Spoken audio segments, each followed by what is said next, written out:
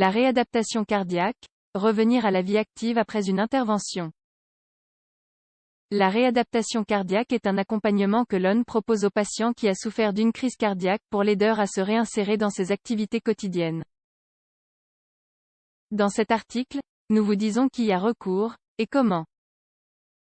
La réadaptation cardiaque est une forme établie de suivi actif. Elle se destine aux personnes qui ont souffert d'un infarctus du myocarde, ou qui ont subi une opération du cœur. Chaque cas particulier bénéficie de différents programmes.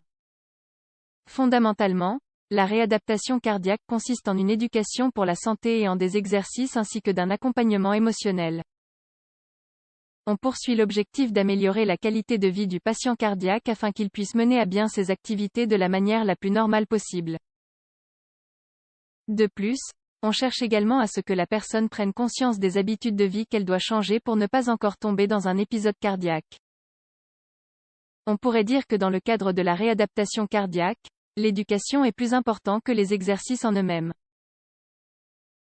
Les associations de cardiologie des pays du monde entier recommandent les programmes de réadaptation cardiaque. Leur efficacité ne fait pas l'ombre d'un doute. Et des études scientifiques ont prouvé qu'ils peuvent diminuer le risque d'angine de poitrine et d'infarctus de ces patients. Qui bénéficie de la réadaptation cardiaque?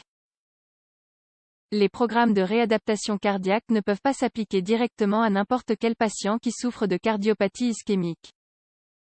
En réalité, on sélectionne ceux à qui le programme bénéficierait le plus. Quoi qu'il en soit, il existe un consensus au sujet des patients qui ont souffert ou qui souffrent de insuffisance cardiaque.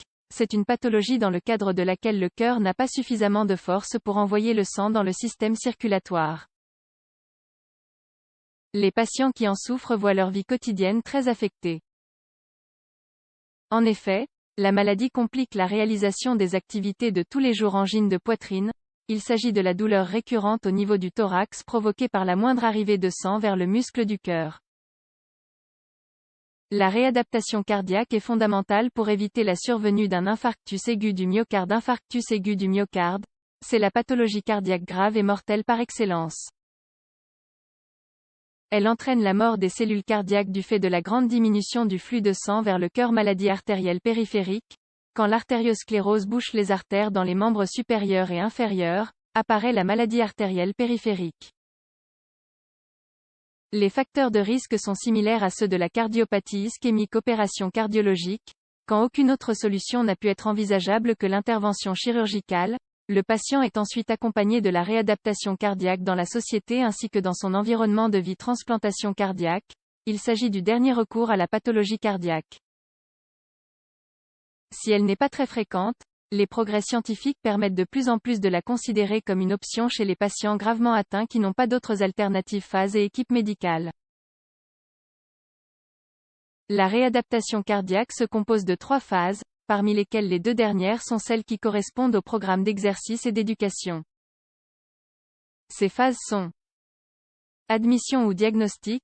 La première phase consiste en la caractérisation du patient. Après les examens et l'évaluation de l'équipe médicale, on détermine si oui ou non la personne peut bénéficier du programme de réadaptation. Programme actif.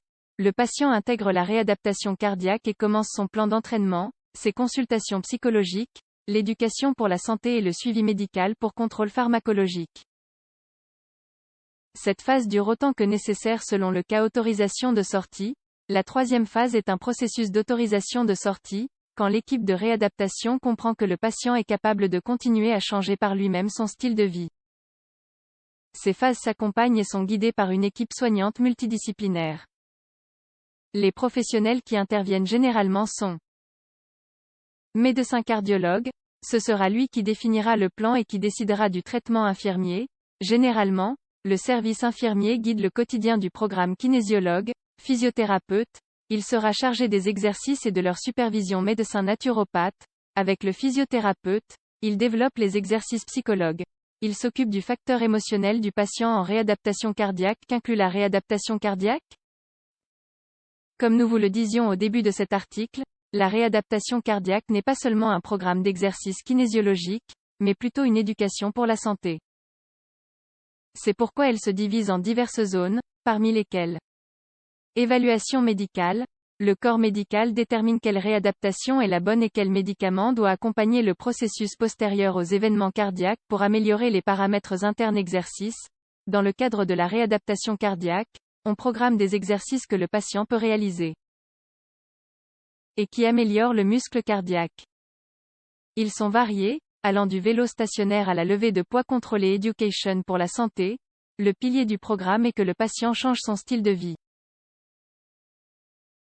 Pour cela, on lui apprend les bonnes habitudes alimentaires et les activités physiques adéquates. On lui apprend également à gérer le stress, à savoir quand consulter à temps, quelles pratiques sont nocives, et à connaître d'autres maladies qui peuvent provoquer des complications.